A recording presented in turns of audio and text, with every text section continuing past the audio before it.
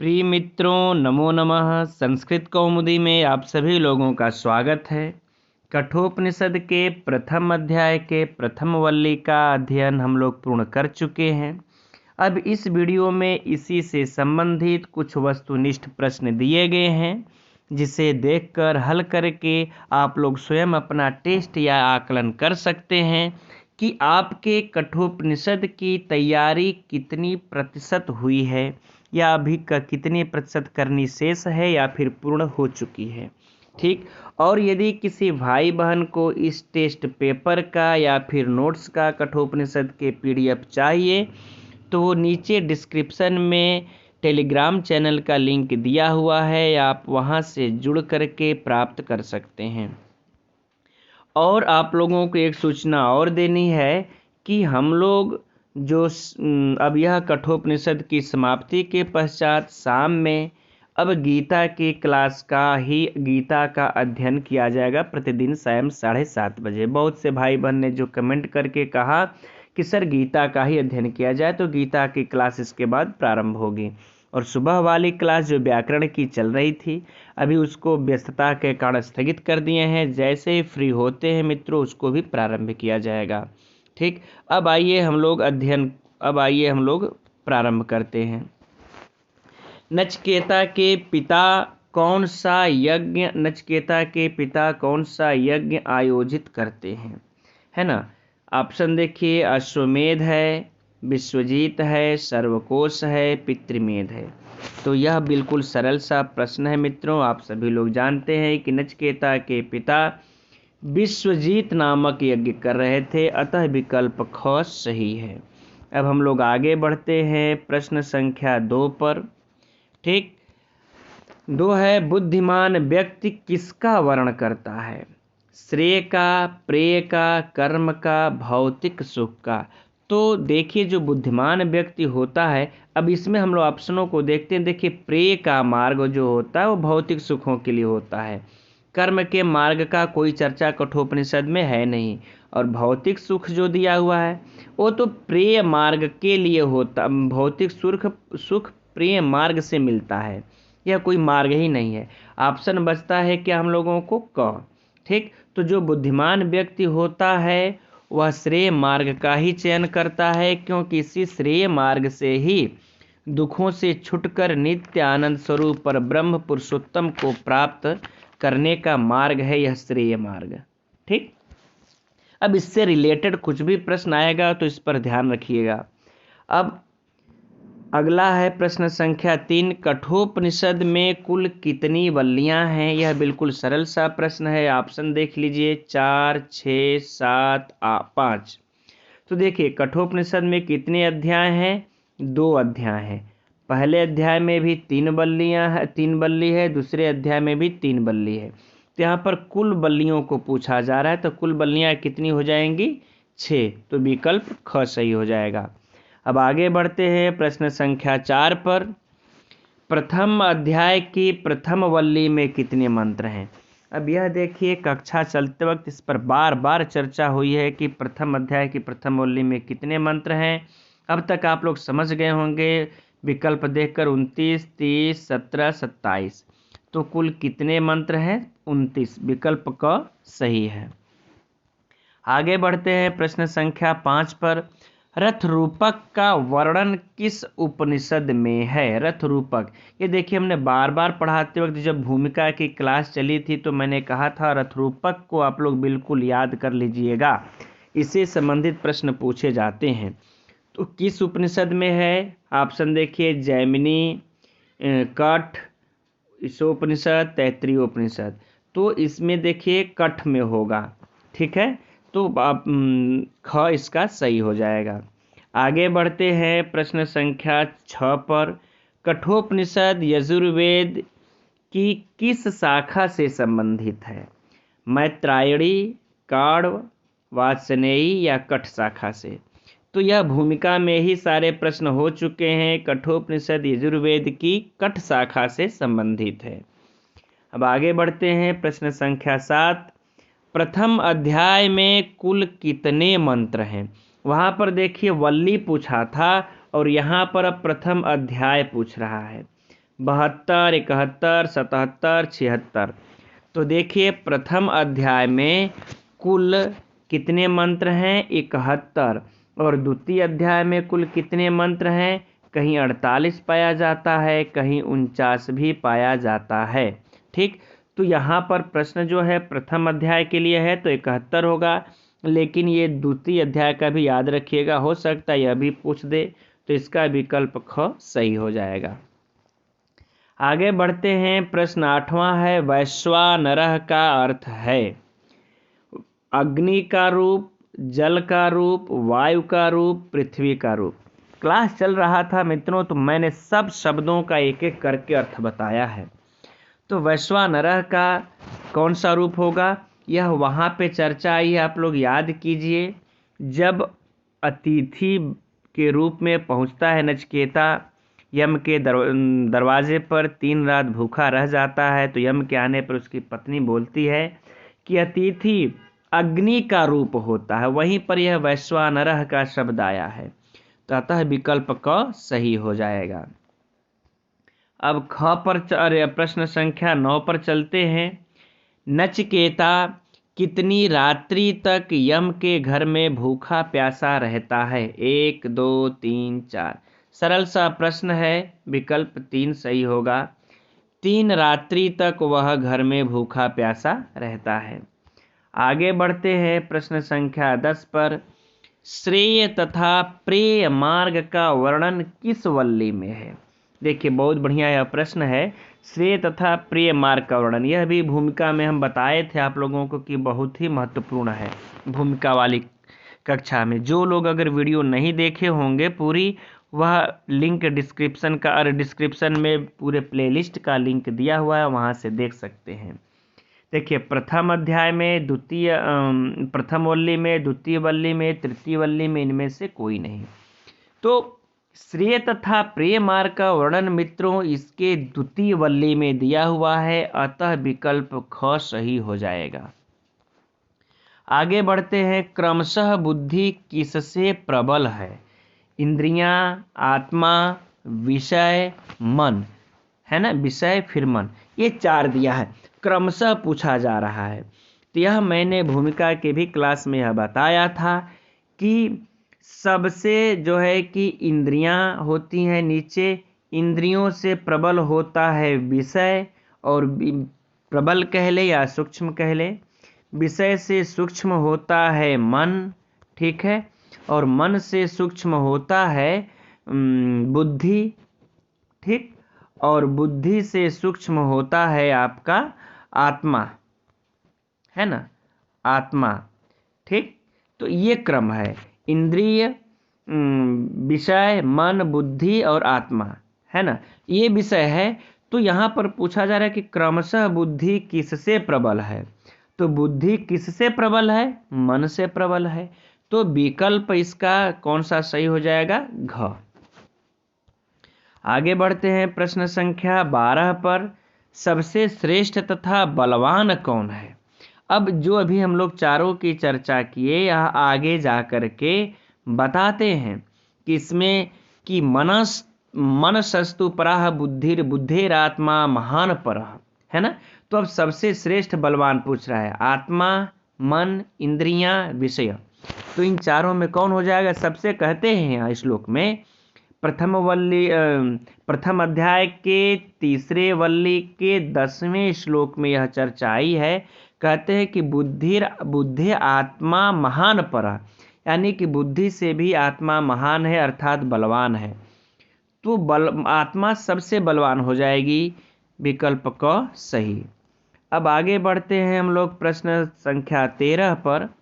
कहते हैं सर्वप्रथम यम नचिकेता की कथा कहाँ मिलती है? यम और नचिकेता की कथा कहाँ मिलती है? बहुत ही महत्वपूर्ण प्रश्न है मित्रों। यजुर्वेद में, तैत्तिरीय आरण्यक में, तैत्तिरीय ब्राह्मण में, तैत्तिरीय उपनिषद में। तो यह चर्चा हम लोग इसके जो है कि भूमिका के कक्षा में बहुत प्रबलता से इस पे जोर दे करके हम लोग कहे थे। सबसे पहले तैत्तिरीय ब्राह्मण में मिलती है, अब तक आप लोग भी सोच ही लिए होंगे, तैत्तिरीय ब्राह्मण में मिलती है। तत्पश्चात जो है कि जो है कि उसकी कठ शाखा से कठोपनिषद में तब प्राप्त होती है। आगे बात है समझ में। अब हम लोग आगे बढ़ते हैं प्रश्न संख्या 14 पर। थोड़ा छोटा कर लेते हैं, आ नहीं रहा है ये।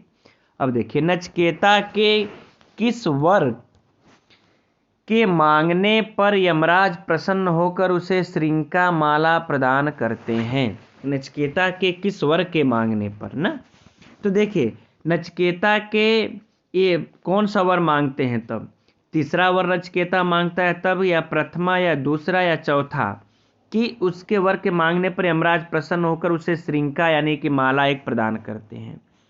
तो आप लोग जानते हैं पहला वर क्या मांगता है, पितृपरितोष, दूसरा वर क्या मांगता है, अग्नि विद्या, है ना।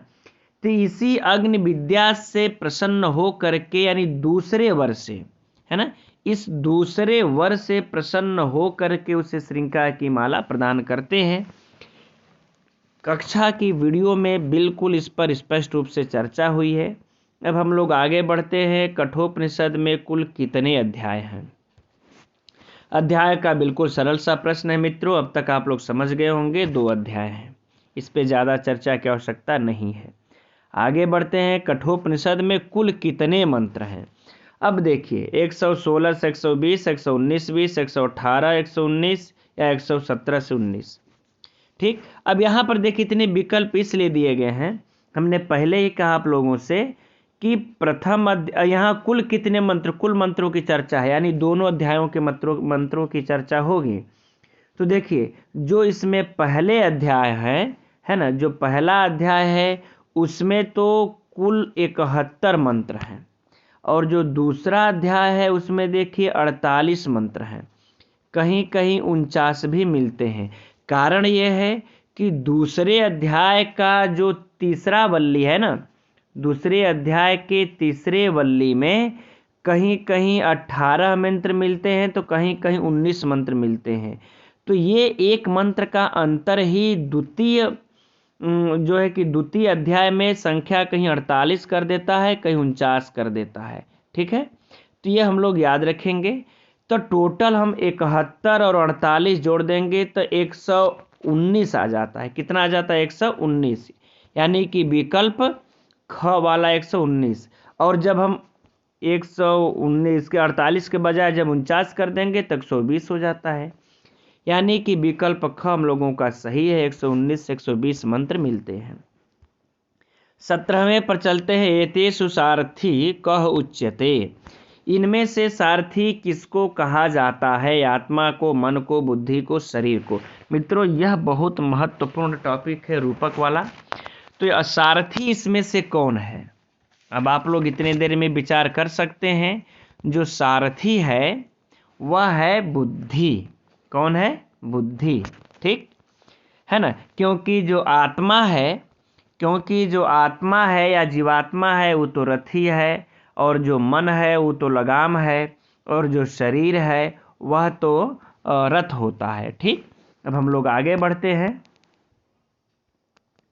नचिकेता में किस वर में नचिकेता यम से अग्नि विद्या का वर मांगता है? वह पहला वर में अग्नि विद्या मांगता है कि तीसरे, कि चौथा, कि दूसरे? तो सरल सा प्रश्न है, आप लोग जानते हैं दूसरे वर में मांगता है। अब आगे बढ़ते हैं, सरल सा प्रश्न था। 19वें प्रश्न में चलते हैं हम लोग। कठोपनिषद के अनुसार आत्मा किस प्रकार से प्राप्तव्य है ना? परमेश्वर के अनुग्रह द्वारा, ध्यान द्वारा, प्रवचन द्वारा, समाधि द्वारा। तो यहाँ पर देखिए कठोपनिषद के द्वारा आत्मा परमेश्वर के अनुग्रह द्वारा प्राप्तव्य है, अतः प्रश्न विकल्प क सही हो जाएगा। प्रश्न संख्या 20 पर चलते हैं। रथ को चलाने वाला सारथी कौन होता है? ठीक, कठोपनिषद के अनुसार है ये प्रश्न। तो रथ को चलाने वाला सारथी कौन है? सारथी किसको कहते हैं? तो फिर से देखिए है शरीर, आत्मा, बुद्धि, मन। थोड़ा सा बस प्रश्न को घुमाया है, लेकिन उत्तर यही होगा, सारथी बुद्धि को कहते हैं। आगे बढ़ते हैं प्रश्न संख्या 11 पर, कि इंद्रियां रथ के हैं, क्या हैं? पहिया हैं, रथी हैं, लगाम है कि घोड़े हैं, है ना? इंद्रियां रथ के क्या हैं? तो देखिए इंद्रियां जो हैं वो रथ के, अब तक आप लोग समझ गए होंगे, घोड़े हैं। ठीक, चूंकि इंद्रियां रथ के घोड़े हैं और लगाम मन है ना, लगाम जो है मन है। चलिए चर्चा हो चुकी है, फिर से पुनः करने की कोई आवश्यकता नहीं है। पितृ परितोष नचिकेता कौन सा वर मांगता है? तृतीय, प्रथम, द्वितीय, चतुर्थ। सरल सा प्रश्न है, आप लोग जानते हैं प्रथम वर मांगता है। अब आगे बढ़ते हैं। यम नचिकेता को कुल कितने वर देते हैं? 2, 3, 6, 4। आप लोग यहाँ सोचिए, यम नचिकेता को कुल कितने वर देते हैं? 2 वर, 3 वर कि 4, 6 वर कि 4 वर ना? तो ये जो देते हैं कुल 4 वर देते हैं, क्योंकि 3 तो पहले ही कह दिए रहते हैं कि हम तुमको 3 वर, 3 रात्रि के बदले हमसे 3 वर तुम मांग लो। लेकिन जो दूसरा वर जो अग्नि विद्या मांगते हैं, तो उससे प्रसन्न होकर के एक वह अतिरिक्त वर दे देते हैं यमराज इसको। तो एक अतिरिक्त वर जब दे देते हैं तो 3 पहले से मांग रखा होता है, एक जो अतिरिक्त दिए तो 3 1 4 वर हो जाते हैं। चूंकि यहाँ पर चर्चा हो रही है कुल कितने वर हैं, है ना, देते हैं। अब प्रश्न संख्या 24 पर चलते हैं।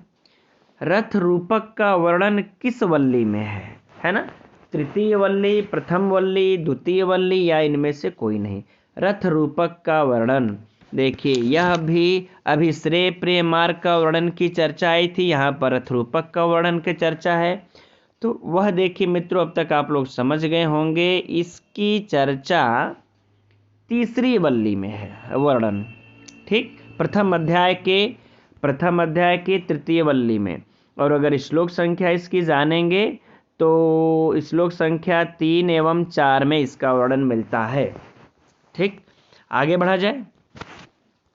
प्रश्न संख्या 25 पर चलते हैं। कठोपनिषद में कुल कितनी नाड़ियों का वर्णन है? 100, 108, 101, 102। भूमिका में हमने इसको बताया था। कठोपनिषद में कुल 101 नाड़ियों का वर्णन है। विकल्प ग सही हो जाएगा। आगे बढ़ते हैं प्रश्न संख्या 26 पर। रथ रूपक में जीवात्मा है ना? जीवात्मा क्या है? रथ है कि रथी है कि मार्ग है कि सारथी है? तो इसमें आप लोग समझ सकते हैं कि जो जीवात्मा है वह क्या है?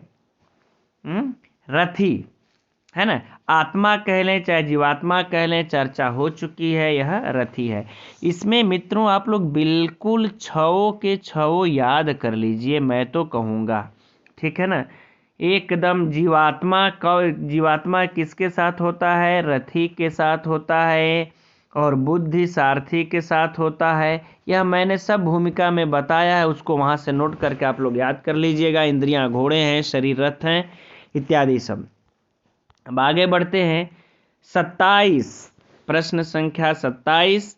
रथ रूपक में मार्ग है। मार्ग कौन से हैं रथ रूपक में?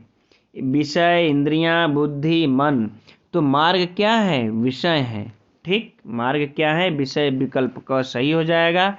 अब आगे बढ़ते हैं प्रश्न संख्या 28 पर। कठोपनिषद में ब्रह्म यज्ञम किसका विशेषण है? यह जब आया था तो मैंने बार बार इस पर फोकस करके बताया था। ब्रह्म यज्ञम, ठीक है ना? याद कर लीजिए, इसी जगह आया था। लोकादि अग्निम, स्वर्गादि अग्निम, है ना? यह किसका विशेषण है? यम का, नचिकेता का, ब्रह्मा का कि अग्नि का? ठीक, तो यह अग्नि का विशेषण है। ब्रह्म से उत्पन्न पहली बार जो हुआ था वह अग्नि ही है, इसके अनुसार। अब आगे बढ़ते हैं। मृत्यु पाषाण में कौन सा समास है? बहुब्रीहि, तत्पुरुष, कर्मधारय, अव्ययी भाव, है ना? मृत्यु के पासों से, मृत्यु के बंधन से। ठीक, तो क्या हो जाएगा? बहुब्रीहि होगा नहीं, कर्मधारय होगा नहीं, अव्ययी भाव होगा नहीं, तत्पुरुष में भी षष्ठी तत्पुरुष होगा, है ना? याद रहे, तत्पुरुष षष्ठी तत्पुरुष। अब प्रश्न संख्या 30 पर चलते हैं। शतायुषः में कौन सा समास है? अव्ययी भाव, तत्पुरुष, बहुब्रीहि या कर्मधारय? ठीक, अब आप लोग इतने देर में विचार कर सकते हैं कि शतायुषः में कौन सा समास है। तो शतायुषः में बहुव्रीहि समास है, विकल्प संख्या ग सही हो जाएगा। शतम आयुंसी शताम ते बहुव्रीहि समास। ठीक, इसकी चर्चा हो चुकी है कक्षा में, वीडियो में आप लोग देख सकते हैं। प्रश्न संख्या 31 पर चलते हैं हम लोग। वृणीस्व रूप बनेगा लोट लकार मध्यम एक वचन में कि लोट मध्यम बहुवचन, लिट मध्यम एक वचन कि लोट उत्तम एक वचन। ठीक, इसमें हलंत नहीं लगा हुआ है लोट में, तो आप लोग उसे हलंत ही समझ लीजिएगा, टाइपिंग में मिस प्रिंटिंग है। तो इतने देर में तो आप लोग समझ ही गए होंगे। लोट मध्यम एक वचन विकल्प क सही है इसका। लोट मध्यम एक वचन, इसमें वृंग धातु है, संभक्तोर्थ में है ना, उसका रूप चलता है लोट लकार के मध्यम में एक वचन में। अब हम लोग आगे बढ़ते हैं। पीतोदका जगद त्रिड़ा दुग्ध दोहा नरेंद्रियाः किस ग्रंथ की सूक्ति है ना, किस ग्रंथ की सूक्ति है? श्रीमद् भगवद गीता, किरातार्जुनीयम, कठोपनिषद, शिशुपाल वधम। पीतोदका आप लोगों को पंक्ति याद होगी कि जो जल पी चुकी हों, जगद त्रिड़ा जो घास खा चुकी हों, दुग्ध दोहा जो दूध दे चुकी हों, और निरिंद्रिया जो इनकी इंद्रियां शिथिल हो गई हैं, जो अब प्रजनन नहीं कर सकती हैं, ऐसी गायों को आप बूढ़े गायों को आप दान में दे रहे हैं। तो यह कठोपनिषद की है, विकल्प ग सही हो जाएगा। महत्वपूर्ण उक्ति है, इसलिए मैंने उसको इसलिए प्रश्न में रखा हुआ है। प्रश्न संख्या 33 पर चलते हैं। भौतिक सुख समृद्धि का मार्ग है भक्ति मार्ग, श्रेय मार्ग, संन्यास मार्ग या फिर प्रेय मार्ग। तो भक्ति सुख समृद्धि भौतिक है ना, तो भक्ति मार्ग का चर्चा ही नहीं है कठोपनिषद में, संन्यास मार्ग का भी चर्चा नहीं है। ले दे के दो बचता है, एक श्रेय मार्ग और एक प्रेय मार्ग। तो श्रेय मार्ग से आप लोग जानते ही हैं कि परमात्मा की प्राप्ति होती है, पर ब्रह्म की प्राप्ति का मार्ग है। और जो भौतिक यानी कि लौकिक जो सुख प्राप्ति का मार्ग कौन सा है? प्रेय मार्ग। हम लोग इसी मार्ग पर चल रहे हैं। आगे बढ़िए। 34 कठोपनिषद का संबंध किस वेद से है? ऋग्वेद, सामवेद, शुक्ल यजुर्वेद या कृष्ण यजुर्वेद से?